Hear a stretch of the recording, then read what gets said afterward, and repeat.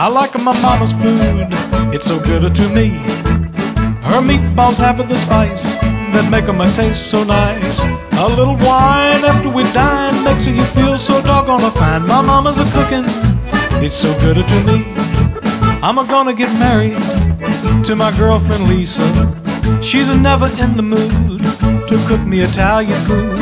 I'm so scared I'll go to my grave eating food from the microwave. My girlfriend Lisa, she no capisce. I'll take a lasagna and some of her ravioli. Hi, welcome to today's show. Well, you guys are in for a treat. I have some guests coming over tonight, and I want to make them something special. Let alone, some of my guests have asked, how do you make those arancini? So that's what we're making. We are making arancini today, and I'm so excited about this one. It's probably one of my favorite all-time dishes. If you're not sure what arancini are, they're basically a ball of rice that have been filled. And there's so many different ways you can do it. Every hometown makes it differently. I'm going to make it the way my mom made it. I loved it growing up. There's a few different things in the middle of it. And I am going to make another version of it as well. So I know I'm kind of keeping you in suspense, but here are the two. So the first one is basic, your old-fashioned type of ingredients. I'm going to be putting in the middle of arborio rice that I have earlier cooked, cooled down, and when it was cooling down, I went ahead and added some butter and some Parmesan cheese. Of course, I salted the water when I was cooking the rice. And by doing that, you're flavoring your rice, and also when your rice is put together with all the rest of the ingredients, it stays so moist inside. I've had a lot of compliments on that. So it's flavorful. Now, there's so many different versions. I've had people put no Parmesan cheese. I've had people put their arborio rice in like a chicken broth type liquid so they could get that flavor. It's whatever you like. In fact, growing up, my mom used to mix a little bit of sauce in it too, but we did find that was a little too soft sometimes, so we stopped doing that. So I have a station here. So that's the first one, and I'm going to show you my station in just a second. But the second one I'm going to do, and I absolutely love it, I'm going to do it with spinach. Now, with spinach, there's a couple versions of that too. I've seen people take their arancini and it's just plain white rice, and then in the middle it has this chunk of spinach, and then they have mozzarella cheese. The reason why I don't prefer that is because I feel like I'm just biting into all kinds of rice and then a big chunk of spinach. So what I've done for today, I've taken my arborio rice, cooked it, separated into two bowls, because as I'm saying, I'm making two. And for my spinach, I took it a little step further. I took my spinach and I sauteed it in some olive oil and garlic first, and then I mixed it with some rice. So this is my arborio rice, and I mixed my spinach all throughout that. I still put the butter and Parmesan cheese for the flavor. So this is a very flavorful rice. Now, when I sauteed my spinach, I also put some garlic in it too. Fresh garlic. You guys know I love to use the fresh. So this fresh garlic, olive oil, the spinach, saute that, and when it's done, put in your arborio rice that has cooled and that you have mixed with some butter and some Parmesan cheese. Now, for this one, it's going to be more simplistic. And when you're working with this, it's going to be really messy. It's going to be messy. So sometimes it's easier if you have a little bit of water next to you to keep it from being all sticky on your hands. I am going to go the rustic way. I'm just going to go ahead and start filling. So what I'm doing first is I'm going to put my balls together. Once they're all done, then we're going to go ahead and bread them and fry them. Okay? So first thing I'm doing is I'm taking some of my arborio rice. Again, it's been cooled. Since this is the one with the spinach, I'm making it very simple. I'm kind of putting just a dent in the middle, and it's the only filling, so I'm putting a bigger piece of cheese than normal. So I'm putting a piece of mozzarella cheese, and then I'm going to just get a little bit more rice and close it up. So that is going to be my first arancini. Now, these can be done in many different shapes. Some people like to just do a ball style like this. Some people like to do it in a cone shape. Whatever you prefer. This is my third one. Onto my fourth. And I'm just going ahead and put them in. Now, if you make a lot, I've done that. Like, I've made a lot, and then I had, you know, a whole bunch of leftovers. Who cares? Take them, put them in a good freezer lock bag, and put it in your freezer. When you're ready for them, you can thaw it out. You can then, this is how I prefer it. I will put it in the microwave just for a little bit, just to bring down the temperature, or bring up the temperature from it being in the freezer. And then I love to stick it in the toaster oven or the regular oven. I love when it's nice and crispy. I mean, I like how it tastes when it first comes out. So if you just microwave it, I'll be honest, it'll just, to me, it's soggy. But I don't like that on anything. Pizza, I have to go in and put it in the toaster oven. Okay, so I'm going to go ahead and continue making these balls. And then we'll be back with the Sicilian style in just a second.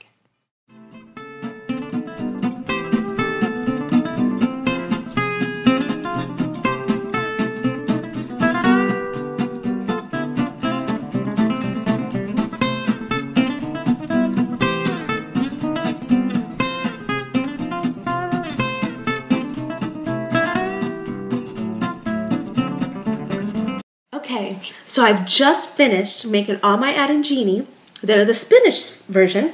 Now I'm going to make the Sicilian version, my favorite. Now, for this one, of course, I have my arborio rice, and this is plain. The only thing in here is when I cooked it, salted the water. When it was done, as I mentioned before, I put the Parmesan cheese and the butter, and that's it. I let it cool down. Besides this, I have my station. So my station consists of mozzarella cheese chunks, small chunks like this, because we're going to be filling these with other things. Peas. You put a little bit of peas in it. I have some English roast that I chopped up and then cooked in the sauce. So they're just in little pieces, little chunks. Okay, because these are all little chunks that are going to go into the rice ball. And then I have my sauce. So I have my sauce that I've made. And then hard-boiled egg. Now you can't, it might be kind of hard to see that, but I have it in chunks. So my hard-boiled egg is in chunks, and that's it. So that's everything that we put in it. This is how my mom did it. It's my favorite. I have a couple cousins, they don't like to have egg. A couple don't like peas. So I make them take them out. So now we're going to put it together. Same type of process. So this time, because now I have to fill it, this time I'm going to take some rice, okay, and I'm going to kind of flatten it out, sort of make a hole, or, well, kind of like this, kind of hard to see there, but it's just a little deep there. And then I'm going to put a piece of mozzarella cheese. I'm going to put a piece of hard-boiled egg, a little bit of peas, a piece of meat, one piece of meat, and then a little bit of sauce. And believe it or not, the sauce stays in the center. Okay, so now it's all filled, right? Now I'm just going to kind of gather it up, just like this. So all I have left now is to cover it. So then I take a little bit more rice, kind of try to flatten it out a little bit with my hand. Okay, see that? So and then I'm just going to put it right on top. And carefully, I'm going to start to mold it like this into a ball. My mom used to do cones, and they're cute, they're cute. I have an aunt, she does it as a cone, and they're really cute. So you always know when it's hers, because hers look the same, and oh God, they're so good. And that's it. So now this one's done. So now I'm going to go on to number 2. So I'm going to go and, again, start the form of my ball, just like this. Get enough rice so that I can make a little well. But that once I have it filled, I can kind of close it. So all I have to do is just put a little bit on top. So again, I put a piece of cheese. I'm going to put a piece of hard-boiled egg. There we go. A little bit of peas, just a little. A little piece of meat, and then a tiny bit of sauce. And that is it. And then, once it's filled, I'm just going to bring it close, just like this. And then I'm going to get a little bit of rice to close it up. You can also use the sides of the wall here to help you kind of smash it on your hand there, so that way you can then just put it right on top. I know this is kind of messy, huh? It's a little bit of work, but you know what? If you have a couple people and you're doing it together, it's a little fun. It takes some time, so you got a lot of time to talk about stories, and so on. Okay, And that's that. That's my arancini that my mom used to make. So this is numero due. There we go. So, all right, I'm going to go ahead and continue making my arancini, and then we'll clean everything up and we'll fry them. All right, I'll be right back. Okay, next up here is our breading process. Now, as I said, making arancini, they're not that hard. It's just a lot to do. It's a big process. You know, you're making the rice, you're making it cool down. Then you have to flavor it. And then you have to get all your stuff together that you want to stuff it with. I mean, you could be creative. You could put whatever you want. I'm just using my old-fashioned style because it's my favorite. And then I use the spinach variation. My mom died last year, so unfortunately, God rest her, so she didn't get to taste my spinach ones, but I think she would love it. I hope she would. So next thing we have to do is bread it. So we're going to bread them, and then we're going to fry them. So, you know, you need to have your station. So I've got some Italian breadcrumbs, and I talked about how to make breadcrumbs. Very easy. If you got bread and you, you know, old bread, just kind of let it dry out. And this is how my grandma used to make it, and then we used to grate it. So we used to grate it so that it was, you know, nice and fine like this, and then you just put some fresh garlic, fresh parsley, Parmesan cheese, salt and pepper, and that's really about it. I liked it seasoned. So if you're a type that likes the plain, you know, by all means, it's up to you. There are some types of recipes that, you know, would call for plain just so that this taste doesn't mask the other. But in this case, it really marries very well. Now, I'm going to go ahead and start with beating some eggs. So in this process, we're going to need about, I don't know, I'm going to start with 4 of them because I'm not making too many, but enough for my guests and maybe a couple for leftover. Okay, so I'll just start with 4 eggs. And I'm going to go ahead and put those in, and then I'm going to beat it. So you want to beat them, you know, break it all apart. Like that, till it's all mixed. All right, now that I have that done, it's time to bread it. And this is going to get a little messy again, but it's all worth it. It's all worth it. So I'm going to start with my first arancina, and because I've let it sit for a little bit, it does kind of firm up a tiny bit, which makes it kind of easy to work with. So I'm just going to dip it in my egg. Just like this. Then in my breadcrumb. Now you could, I think some of you who have already seen some of my other shows know I'm a big component of using my hand. This is my favorite tool. So I do that for everything. But some people will keep one hand in the wet, one hand in the dry, so that it doesn't start to build up on their fingers, you know, the breadcrumb. And that's it. Kind of just mix it in there and you're all set. You know, people have used some different things. I mean, I've even seen people dredge it in flour, then the egg, then the breadcrumb. But honestly, this works perfect. Just some egg, breadcrumb, and you're good to go. That's my first one. So now I'm going to put in that second one. Just getting it in there. And I use this time, too, in case any holes have opened up, to just close it all up. And that's it. And I bread it. And we are done. There's number 2. Set.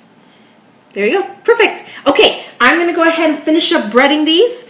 And then we're going to go ahead and fry them.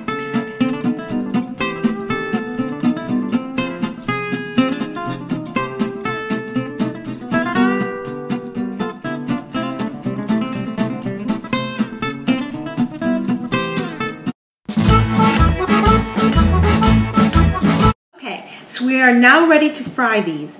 I'm choosing to use, you know, there's different types. My mom used to get just a pot, put it on the oven, on the stove, and then she would get Crisco, put it in there, and that's what she used.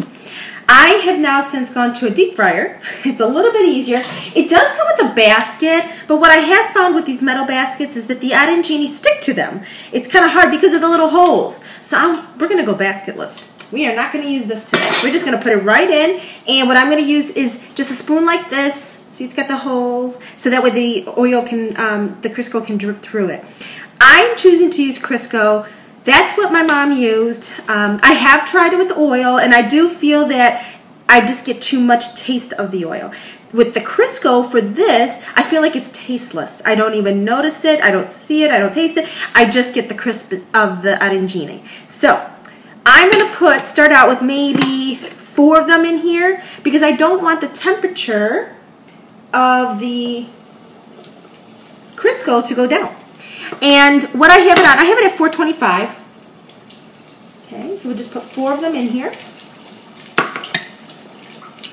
I mean, you can put more, but these are rather large that I made because these are going to be my main course for everyone. So I'm just going to put 4 of them in here, and we'll go from there.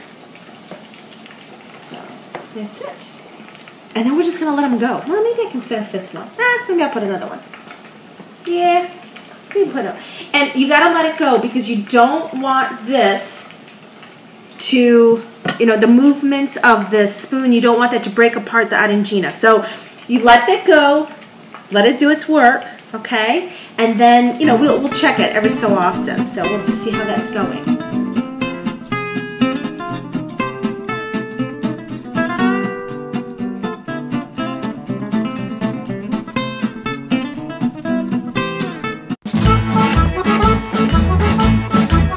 So my arancini are just about ready to come out. Now what I set up was just a colander like this, and I put some paper towel. That way you can catch any of the drippings from the Crisco. So let's take a look here.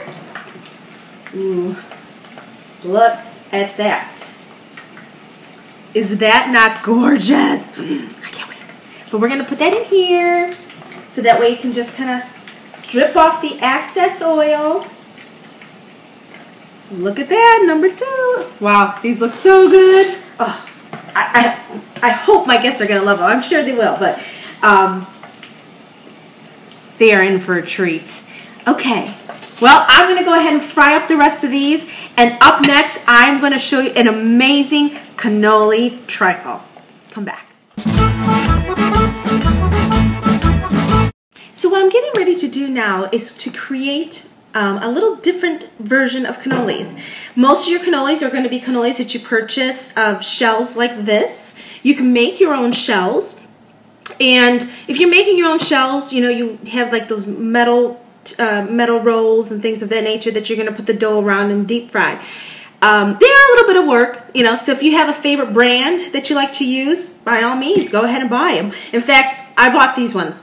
So I am going to do something a little different for my guests tonight. Instead of going through and filling these, I thought I'd show you a different option. One of my cousins, Cousin Ron, he showed me this picture. It was a kind of like a cannoli nachos. It was really cool. And basically they took a plate, maybe something like this, like a bowl like this, filled it with the cannoli cream, placed it on top of another plate, and put broken up pieces of cannoli shell around it, powdered sugar, and it was great. It looked so beautiful. So I thought, we could do that, or we could do something a little different. And that's where I found these little trifles. I'm going to make for my guests just individual trifle layers of the cannoli. So what I'm going to do, I have some cannoli cream that I freshly made last night, and I'm going to put at the bottom here the cannoli cream. Then I'm going to take my cannoli shell and I'm just going to break it right on top. Okay. Put a little bit more. Okay. There we go. Then we'll put a little bit more cream. Looks really pretty. It's just different. It's not your average cannoli. And then we'll just break up a little bit more of that shell. Yes, I know I've got some cannoli cream right on my finger. I've noticed that. So we'll put that on top. And it looks really rustic and just different. And then I thought I'd top that off with a couple of these wafers that are cool. Just like that. And voila, you have a cannoli trifle layer. You can even go as far as putting some powdered sugar on top, and I mean, it just dazzles your guests. So I'm going to go ahead and make a couple more of these, and then we'll be back.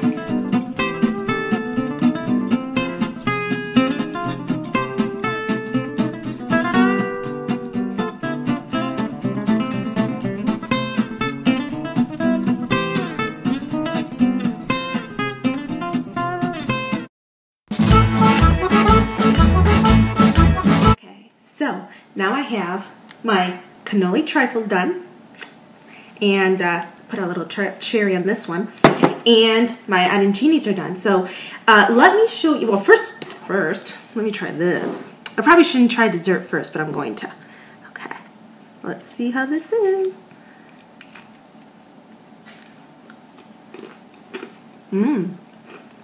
Very good. You know, the cream is light, very creamy. You got the crunch from the cannoli shell. Such a good pair. Okay. Now for my favorite, the arancini. So, I've got a plate, and I am going to put a little sauce on it. Just a little, because you got to remember, the arancini already has sauce in it. So you don't want too much. It's going to overpower, kind of get soggy. But I put enough just to give it a little base. Then, we're going to put the arancini right on top.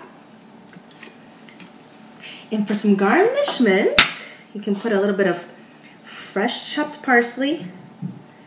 And voila, it is done. Look at that. Ooh. Well, it's too bad they don't allow you can't smell through the TV because it smells so good. But let's see, I'm going to split this open. And you're going to see in here that all the stuffing, look at that. I mean, it's just a meal in itself. It's so good. All right, let's try one of these. Okay.